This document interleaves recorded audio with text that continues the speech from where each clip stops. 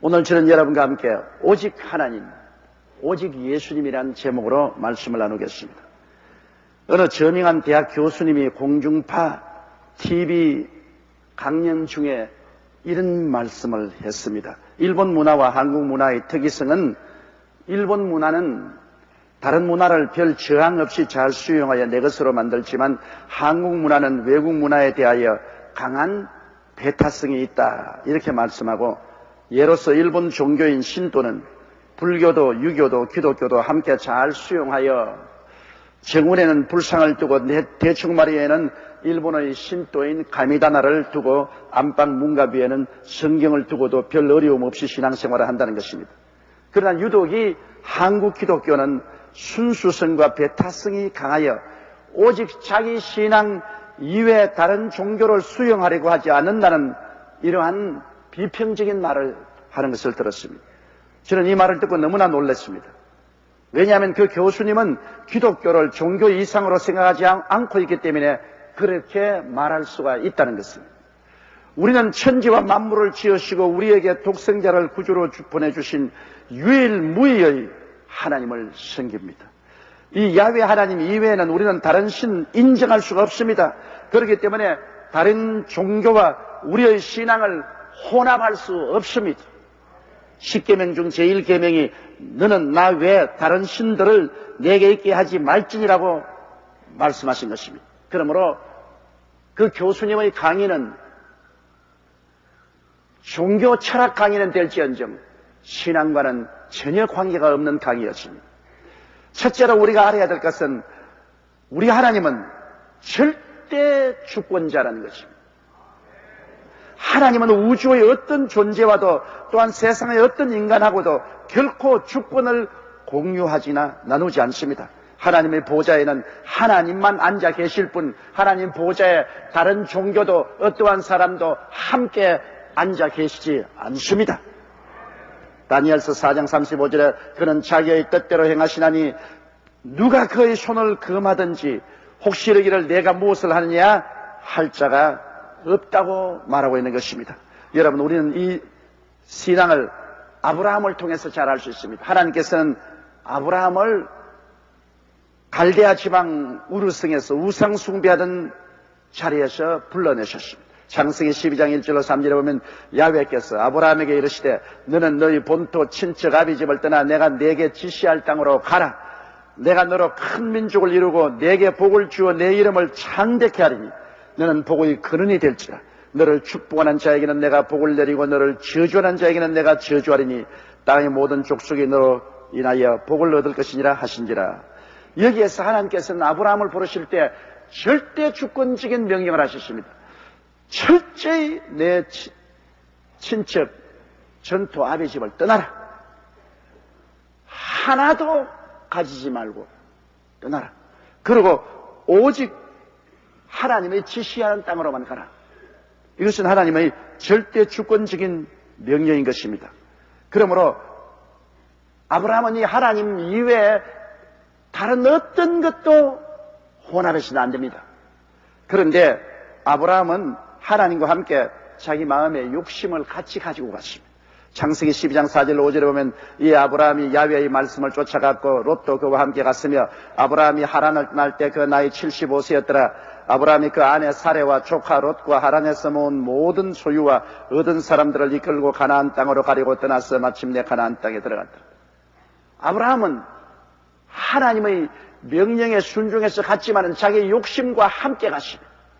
아비 집을 떠나라고 했는데 아비 집의 소속인 조카 롯을 데리고 갔습니다. 그리고 전토를 떠나라고 했는데 그 땅에서 얻은 모든 재산을 모두 다 수레에 싣고 갔습니다. 일가 친척을 떠나라고 했는데 일가 친척과 그곳에 모은 종들을 다 데리고 갔습니다. 그러므로 아브라함은 하나님께 순종하되 순수성이 없었습니다. 그는 세상과 타협해서 세상과 함께 하나님을 섬기려고 하는 것입니다. 하나님과 함께 섬기려는 욕심이라는 우상이 그의 마음속에 있었어요. 그러므로 하나님께서는 아브라함에게 다가와서 그 우상을 깨뜨려야만 됐습니다. 왜냐하면 하나님은 하나님 이외에 어떤 것도 함께 섬기기를 원하지 않습니다. 하나님은 절대 절대 주권자로서 우리는 온전한 마음으로 하나님만 섬기기를 원하게 됩니다. 그런데 아브라함은 여기에 자기 조카라는 우상이 있고 재산과 일가 친척 종들이란 우상을 가지고 있습니다.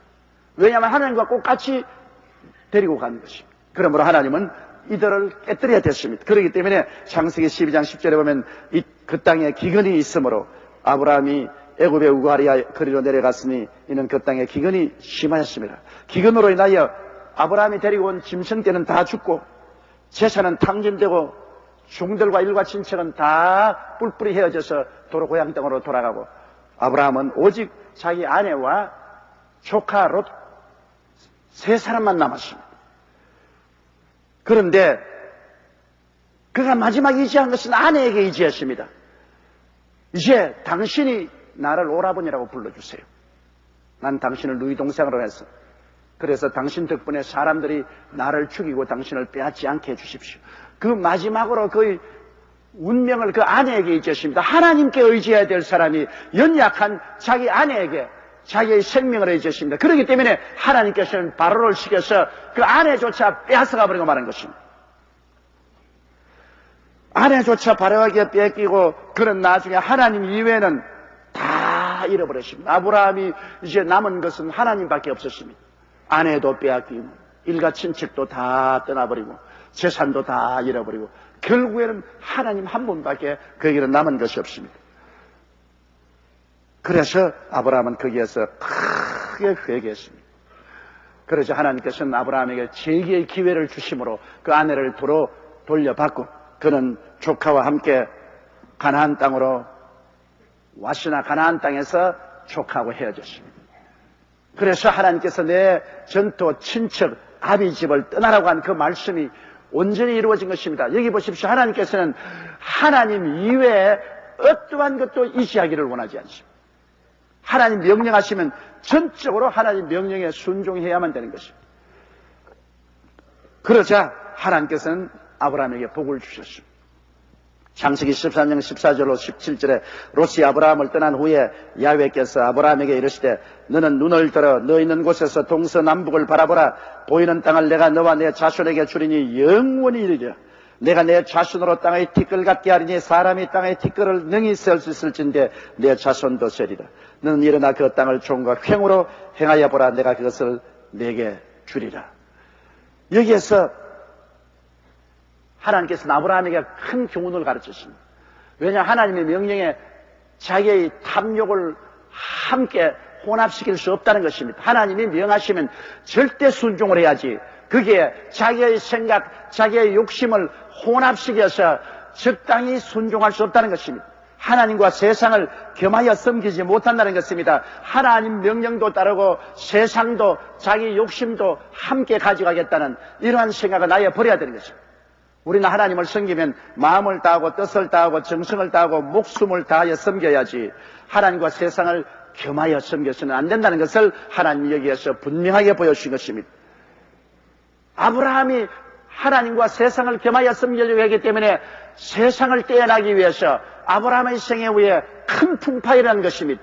큰 풍파가 일어나는 것 세상 줄 끊어밀세. 우리가 세상 속에 살고 세상과 더불어 살지만은 우리의 마음의 보좌에 세상을 하나님과 함께 앉혀서는 안 되는 것입니다. 우리의 절대 주요 주권자는 하나님 한 분밖에 없습니다. 그냥 세상은 우리가 이용하는 것이지 세상이 하나님과 똑같은 지위에 앉아 있을 수는 없는 것입니다. 둘째로 하나님은 또다시 아브라함을 시험하셨습니다. 아브라함은 100세에 이삭을 낳았습니다. 이삭이 자라서 약 20여 세가 다 돼가며 이삭에 대한 애착이 어마어마했습니다. 눈에 넣어도 아프지 않습니다. 그 아들이 아버지를 얼마나 효성스럽게 잘 쓰겠든지 아버지는 아들이 너무 좋았습니다. 그런 아들이 우상이 될 정도로 사랑하여 아브라함의 하나님에 대한 절대적인 사랑의 진실성을 의심받을 정도였습니다. 정말 아브라함이 아들보다도 하나님을 더 사랑하는가? 그렇지 않으면 하나님과 아들을 동시에 사랑하려고 하지 않은가 의심할 정도였습니다. 여기에도 보십시오. 하나님께서는 절대로 아브라함이 난 친아들이라도 하나님과 겸하여 섬기지 못하겠습니다. 우리는 하나님만 섬겨야지 하나님과 겸하여 섬기지 못해. 권력도 하나님과 겸하여 섬기지 못하고, 돈도 하나님과 겸하여 섬기지 못하고, 자기의 쾌락도 하나님과 겸하여 섬겨서는 안 되고, 심지어 자기가 낳은 외아들이라도 하나님과 겸하여 섬길 수는 없습니다. 성경 주님께서 내 부모나 처자나 전토라도 나보다 더 사랑하면 내게 합당하지 않다고 말했습니다. 겸하여 섬길 수가 없습니다. 그래서 하나님께서는 아브라함에게 중대한 명령을 내렸습니다. 내 사랑하는 아들, 내 독자를 모리아산에 데려와서 번제로 드리라. 어마어마한 시험입니다. 그 아들을 잡아가지고 각을 떠서 불로 태워서 하나님께 제물로 드리라.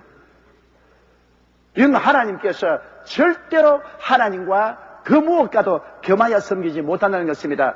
아브라함이 이삭을 너무 사랑하기 때문에 하나님께서는 여기에 단호하게 아브라함이 마음의 결단을 내리라고 말씀하는 것입니다. 창세기 22장 12절에 보면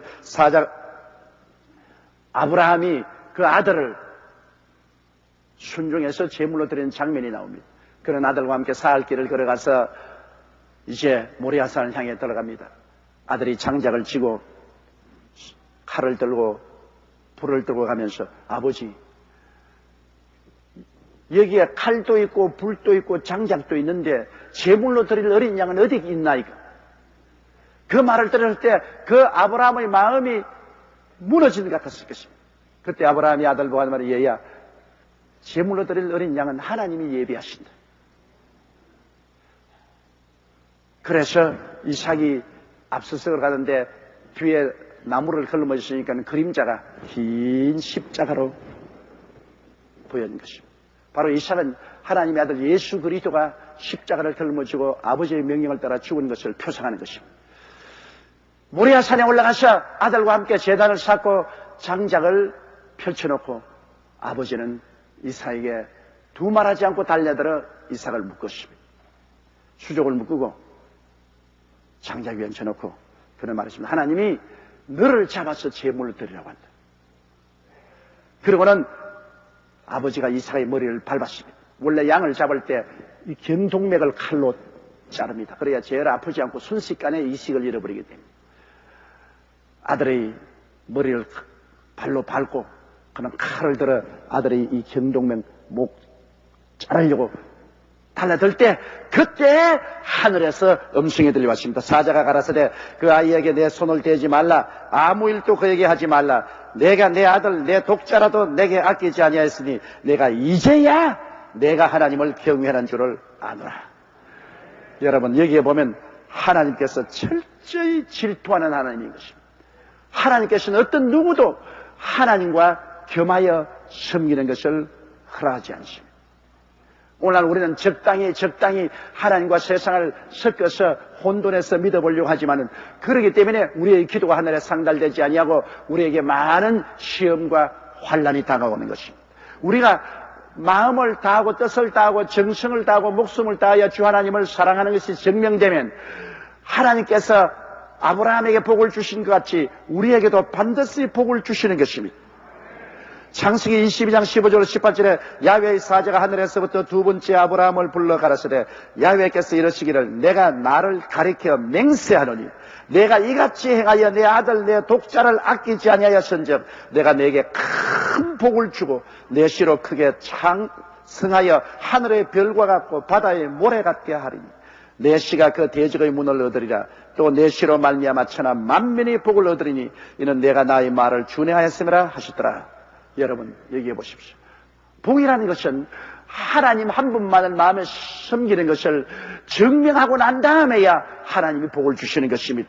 마태복음 22장 37절에 예수께서 가라사대 내 마음을 다하고 목숨을 다하고 뜻을 다하여 주 너희 하나님을 사랑하라 하셨다고 말하셨으며, 마태복음 6장 24절에 한 사람이 두 주인을 섬기지 못할 것이니 혹 이를 미워하며 저를 사랑하거나 혹 이를 중히 여기며 저를 경히 여김이라. 너희가 하나님과 재물을 겸하여 섬기지 못하니라. 우리는 하나님만 섬겨야지 재물을 섬기면 안 됩니다. 재물은 그냥 우리가 사용하는 것이죠.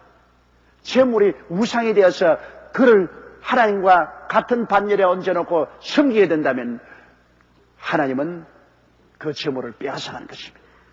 하나님과 어떠한 것도 함께 우리는 섬기지 못하는 것입니다. 그럼 셋째로 우리가 하나님의 아들 예수님이 이 땅에 오셔서 어떻게 절대적으로 하나님을 섬겼는가를 우리가 알아봐야 합니다. 예수님은 하나님의 친아들입니다. 그는 하나님과 동등된 하나님이신 것입니다. 그럼에도 불구하고 예수 그리스도께서 이 세상에 오셨을 때 그는 하나님 앞에 절대 복종했습니다.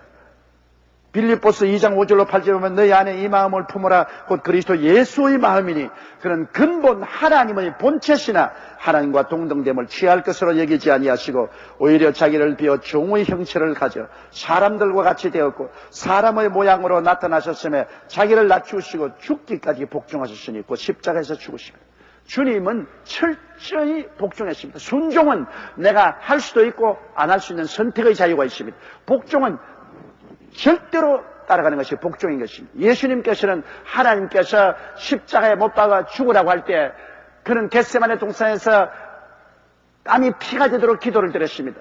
주님, 할 수만 있으면 이 잔을 내게서 옮기시옵소서. 그러나 내 뜻대로 마옵시고 주의 뜻대로 하시옵소서. 주님이 내 뜻이라고 말할 때 예수 그리스도는 자기의 목숨을 기꺼이 십자가에 내어 맡겼습니다. 주님은 절대 복종한 것입니다. 그게 예수님께서는 세상과 타협하지 않습니다. 마귀는 예수님을 타협시키려고 꾀었어요. 헬라 사람이 와서 당신이 유대에서 배반을 당하니 헬라로 와서 우리에게 선생이 되어달라고 했었습니다. 예수님은 십자가에 못 박이기 전에 얼마든지 몸을 피할 수 있는 기회가 있었습니다. 그러나 주님께서는 자기 목숨조차도 하나님의 명령에 순종하는데 회방이 될 수가 없다는 것을 알았습니다.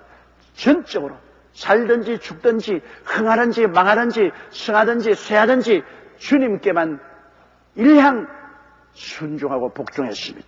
그렇기 때문에 하나님께서는 이와 같이 단순한 마음으로 온전히 주를 따르는 주 예수 그리스도에게 큰 복을 주었습니다. 빌립보서 2장 9절로 11절에 이름으로 하나님이 그를 지극히 높여 모든 이름 위에 뛰어난 이름을 주사 하늘에 있는 자들과 땅에 있는 자들과 땅 아래에 있는 자들로 모든 무릎을 예수의 이름에 꿇게 하시고 모든 입으로 예수 그리스도를 주라 시인하여 하나님 아버지께 영광을 돌리게 하시느니라. 하나님께서 절대적인 권력으로 예수 그리스도를 높여서 영원한 구주가 되게 만들어 주신 것입니다. 이렇기 때문에 여러분, 우리 하나님께서는 자기라는 우상도 하나님과 함께 섬길 수 없다는 것을 분명하게 여기에 말씀합니다. 아무리 자기가 고귀해도 하나님과 자기도 겸하여 섬기지 못합니다.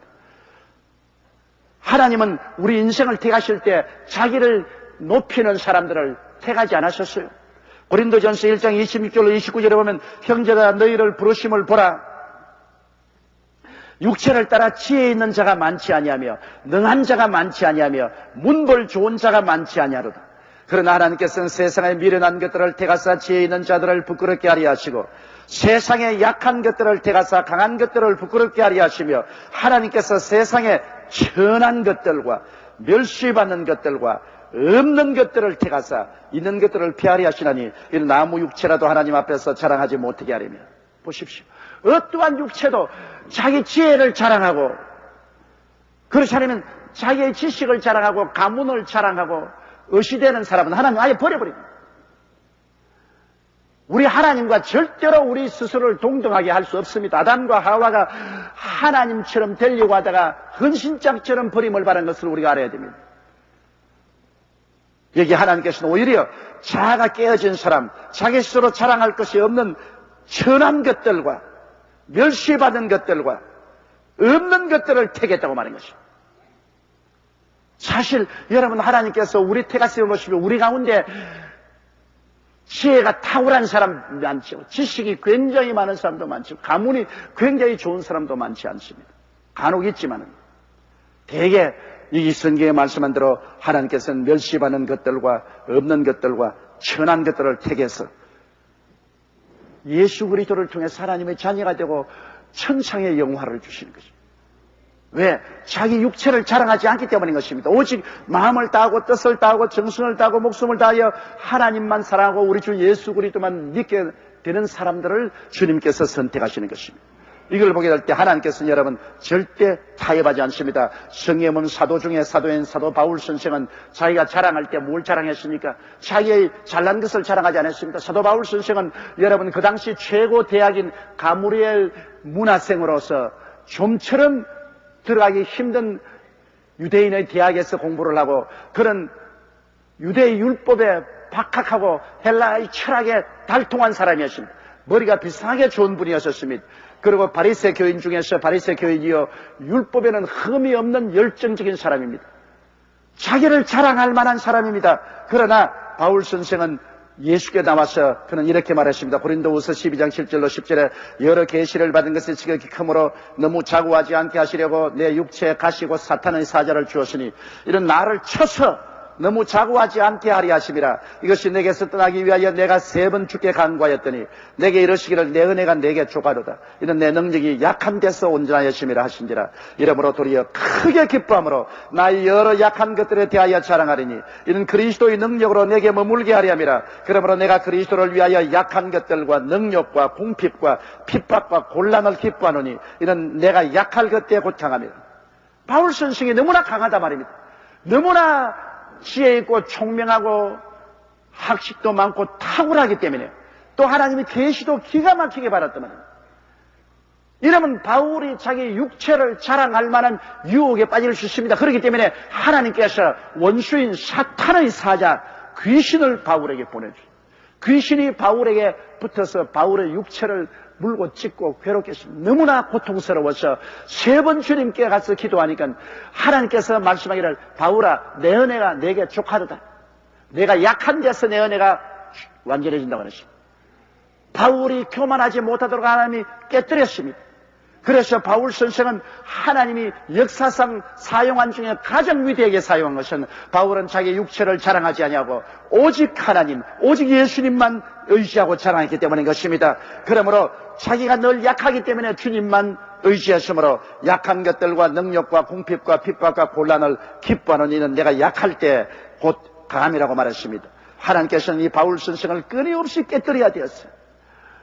깨뜨리지 않으면 인간의 육체가 살아나서 다시 자기를 자랑하게 되고 하나님 앞에서 하나님과 자기를 동등히 섬기려고 하는 그러한 자기가 우상이 될 가능성이 있기 때문에 하나님은 바울을 깨뜨린 것입니다. 바울은 여러분 그가 일생의 사도로서 목회 생활하면서 편안한 생활을 하지 못했습니다. 고린도후서 11장 23절 27절에 보면 저희가 그리스도의 일꾼이냐 정신없는 말을 하거니와 나도 더욱 그러하도다.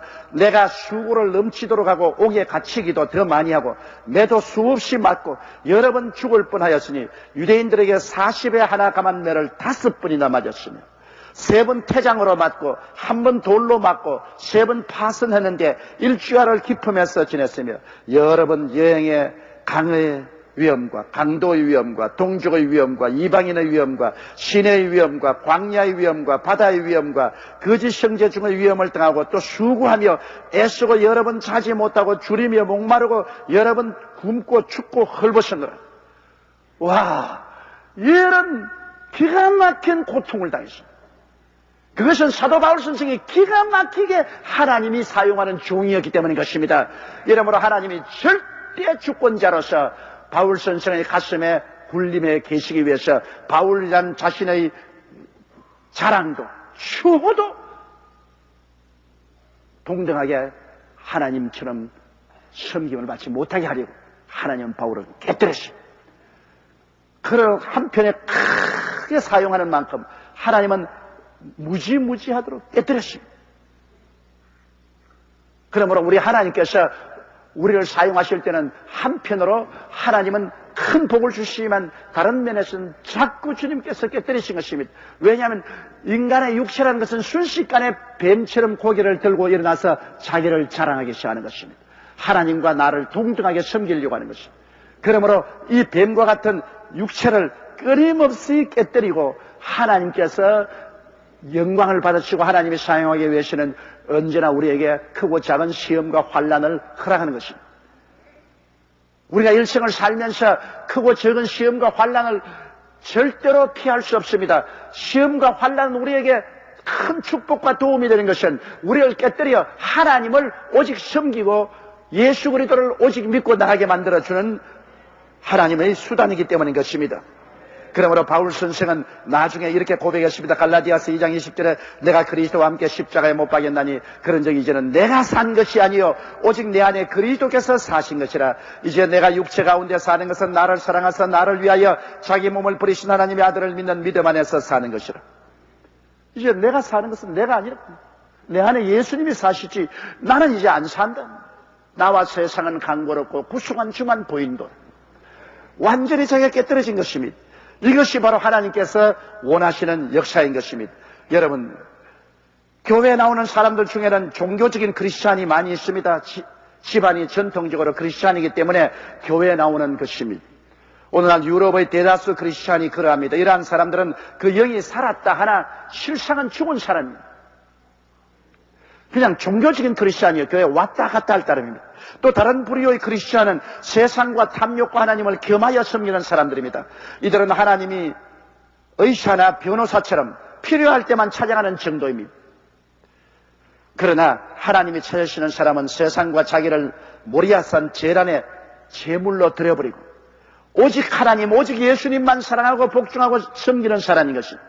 가정도 사업도 직장도 하나님을 섬기기 위한 수단과 장소가 될 뿐 하나님과 동등하게 섬기는 우상이 될 수가 없습니다. 이러한 사람들에게 하나님은 아버지가 되시고 예수님은 구주가 되시며 이러한 사람들의 기도에 응답하시고 이들을 위하여 하나님께서는 영원 무궁 천국 세계를 예비해 놓고 계신 것입니다. 에베소 1장 11절에 모든 일을 그 마음의 원대로 역사하시는 자의 뜻을 따라 우리가 예정을 입어 그 안에서 기업이 되었다고 했는데 하나님은 모든 일을 그 마음의 원대로 자기 뜻대로 하시는 것입니다. 우리가 하나님 보고 이렇게 하시오 저렇게 하시오 말할 권리가 없습니다. 하나님은 절대 주권자인 것입니다. 절대 선이요 절대 의요 절대 지혜요 절대 지식이요 절대 총명입니다. 하나님 앞에 동등하게 될 사람은 아무도 없습니다. 그러므로 우리는 하나님께서 아브라함을 통해서 우리에게 보여준 교훈대로 우리가 하나님의 뜻을 받들어 나갈 때 어떠한 것도 하나님의 뜻과 혼돈해서 함께 섬기려고 해서는 안 될 것입니다. 우리는 이 세상에 살면서 오직 하나님, 오직 예수님만 마음 중심에 모시고 다른 모든 것은 인생의 액세서리로 우리가 살아야 될 것입니다. 그럴 때 하나님은 우리에게 복을 주시되 영혼이 잘됨같이 범사의 잘됨에 간결하고 생명을 어떤 넘치게 얻게 주시면서도 언제나 주시하는 것은 사람이 하나님과 재물을 겸하여 섬기지 못하도록 하나님이 하시는 것입니다. 다 같이 고개 숙여 기도드리겠습니다. 사랑이 많으시고 거룩하신 우리 아버지 하나님, 아담과 하와가 하나님과 자기를 동시에 섬기려고 하다가 버림을 받았습니다.